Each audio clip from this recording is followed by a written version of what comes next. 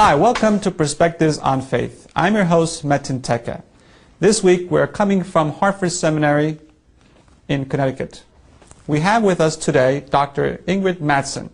She's a professor of Islamic Studies at Hartford University, and she's also the president of the Islamic Society of North America. Dr. Mattson, thank you for coming on our show. You're welcome. Would you describe the gender stratification of the society in which Prophet Muhammad grew up in? What you have to understand about pre-Islamic Arabian society, first of all, is that it was a society in which there was no rule of law. There was no political structure that was governing the Arabian Peninsula. The only ruling powers were tribes that were in mutual rivalry. These tribes became or operated in a way similar to a gang structure. What that means is that the only way to have power, the only way to promote your interests is by using brute force. The tribes are highly territorial and are in constant conflict with each other. A society like this values strength, force, and is highly militarized. What that means is that for women, their position is secondary to that of men, who through their strength and through their violence exercise their will. So the basic structure of the society is one in which women, as mostly non-combatants, are in a secondary position to men. So why would women respond positively to the message of Muhammad? The Prophet Muhammad, peace be upon him, both through his attitude and as the messenger of God, with the Quran that he received from God, brought a message that women are equal to men in their value. And not only that in fact how you value a human being is not through their brute strength, not through their ability to dominate, but in fact their ability to submit themselves to God. So there's a whole different paradigm shift of what makes a human being valuable. In pre-Islamic Arabia, what made a human being valuable was to be a dominant warrior, someone who by whatever means necessary subjected other people to his will. What the Quran says is that the person who is valuable, in akramakum indallahi atqakum, is the one who is most noble in the eyes of God, is the one who has most awareness of God. That awareness is something that can be gained by either a man or a woman.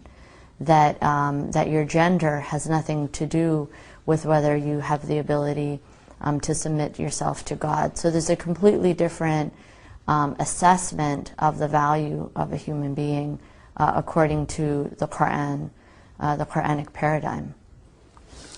Could you provide examples of these women's responses, initial responses to Muhammad's message?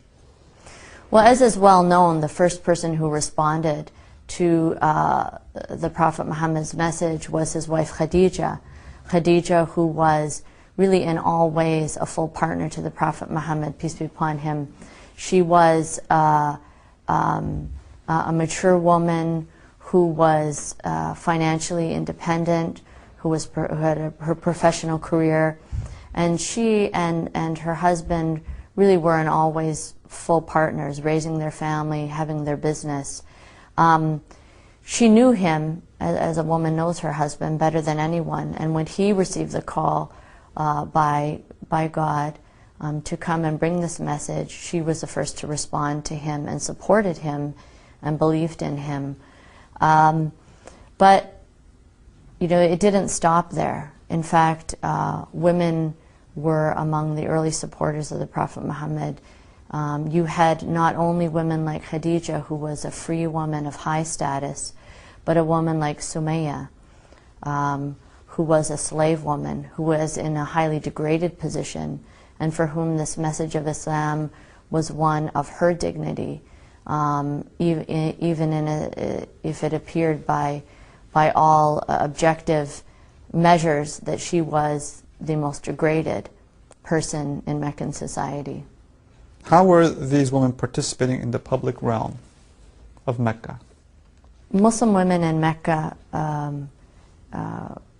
experienced hardship to the same degree that men did. We find that, for example, the first martyr in Islam was Sumayya, who was murdered in a brutal fashion by Abu Jahl for being a Muslim.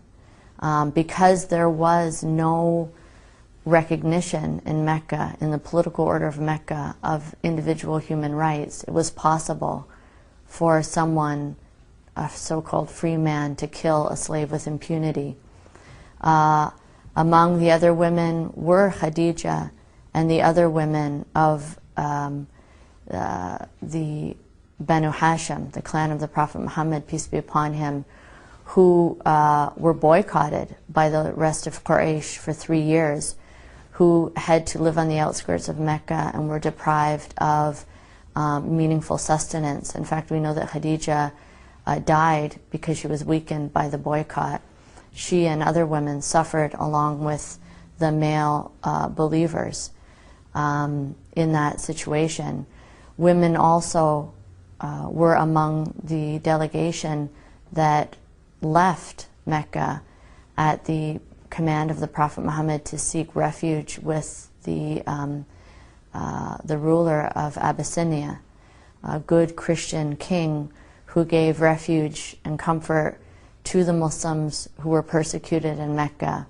Women were there with the men. So Muslim women were beside the men at all stages in the Meccan period.